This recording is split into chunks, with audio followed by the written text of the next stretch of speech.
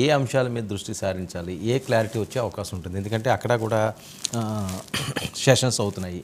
ఇక్కడ రెండు విషయాలండి. ఆర్థిక అంశాలేమో నిర్మలా సీతారామన్ ఆర్థిక శాఖ బడ్జెట్లో ఎంత పెడతారు, బీహార్కు ఏపీకి భారీ బడ్జెట్లో ఏమైనా కేటాయింపులు చేస్తారా అని కొన్ని ప్రశ్నలు ఉన్నా కానీ చంద్రబాబు నాయుడు అయితే మటుకు ఒక వాస్తవిక వైఖరి తీసుకుంటున్నాడు. నేనైతే ఒత్తిడి పెట్టను. నిన్న మీరు పవన్ కళ్యాణ్ మాటలు చూస్తే కూడా మోదీ మీద ఒత్తిడి పెట్టే, భారం పెంచే పనులు మేమేం చేయము అని చెప్తున్నారు. కాబట్టి వీళ్ళు ఏదో కేంద్రం దగ్గర షరతులు పెట్టి ఇప్పుడు ఏదో చేస్తారని అయితే మనం అంటే ప్రజలు ఆ రకంగా యాక్సెప్ట్ చేస్తారా?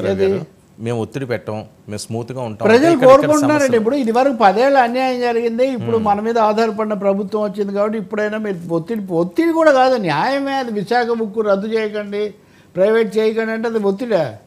లేకపోతే అప్పుడు ప్రత్యేక హోదా ఇవ్వలేదు, ఇవ్వండి అని అడిగితే అది ఒత్తిడా? ఒత్తిడి, భారం, సమస్య ఉందని బాధ్యత, అది భారం కాదు. నిజానికి బాధ్యతలు కొంచెం మళ్ళీ గుర్తు చేసి రాష్ట్రానికి అన్యాయం జరిగింది అవి ఎట్లా అనేది చూడటం, రెండు రాష్ట్రాల మధ్య సమస్యలు ఇప్పుడు మీరు అది కూడా పెట్టారు కదా, అమిత్ షాతో కలవటం అంటే దాని అర్థం హోంశాఖ తరఫున ఈ రెండు రాష్ట్రాల సమస్యలు హోంశాఖ పరిధిలోకి ఎక్కువగా వస్తాయి. కాబట్టి దానికి మరి ఏమన్నా అడుగులు వేస్తారా? దీనికి ఒక పొలిటికల్ విల్ కావాలి. ఎందుకంటే రాజ్యాంగబద్ధంగా 10 ఏళ్ళు అయిపోయినాయి. అవును. కాబట్టి దాన్ని ఎలా చేయాలి, దానికి మళ్ళీ ఒక మెథడాలజీ ఏదైనా రూపొందించాలి. మళ్ళీ వీటి చర్చకు ఒక ప్రాతిపదిక, ఒక బేస్. ఇక్కడ ఆంధ్రాలోనేమో వాళ్ళ ఎన్డీఏ ప్రభుత్వం ఉంది, తెలంగాణలో కాంగ్రెస్ ప్రభుత్వం ఉంది, బీజేపీ ప్రభుత్వం రావాలనుకుంటుంది. కాబట్టి వాళ్ళు ఇప్పుడు ఇవన్నీ పరిష్కరించడానికి సిద్ధపడతారా, లేకపోతే మేము వచ్చే వరకు ఆపి కాంగ్రెస్ ప్రభుత్వానికి అంత బదనాం చేద్దామన్న పద్ధతిలో ఉన్నా సహజంగా అట్లే ఉంటుంది కదా వాళ్ళ ఆలోచన.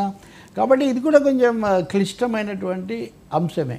కనీసం పోలవరం, అమరావతి ఇట్లాంటి అంశాలకైనా, విశాఖ ఉక్కు, ఈ 3-4 అంశాలు తీసుకుంటే చాలా చాలా మంచిది. ఓకే. మీరు అన్న ఇంకోటి కూడా ఉంది. ఇప్పుడు జీపీఎస్ ఉంది, గ్యారంటీడ్ పెన్షన్ స్కీమ్ అని వైసీపీ వాళ్ళు తెచ్చిందని దాని మీదే ఉద్యోగులు, ఉపాధ్యాయులు వ్యతిరేకంగా వీళ్ళకి ఓటేసరికి విజయానికి అది ఒక పెద్ద కారణం.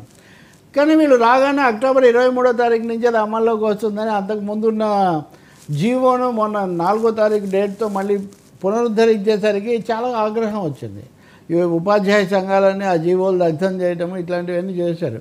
నిన్న చంద్రబాబు నాయుడు మళ్ళీ ఒక అడుగు ముందుకేసి దాన్ని ఎందుకు ఇచ్చారు, అసలు పాత ఉత్తర్వు ఎందుకు ఇచ్చారు, ఎవరిస్తారు, ఏదో ఒక పొలిటికల్ సంకేతం లేకుండా ఏమి ఇవ్వరు.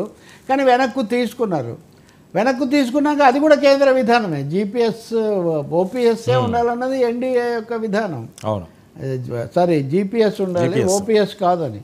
మరి ఇలాంటివి కూడా చంద్రబాబు దగ్గర అక్కడ ప్రస్తావనకు వచ్చే అవకాశం ఉంది తప్పకుండా. మీరు ఒక రాష్ట్రంలో చేస్తే మళ్ళీ మాకు వేరే రాష్ట్రంలో వస్తుంది ఇట్లాంటివి. సార్ ఏంటి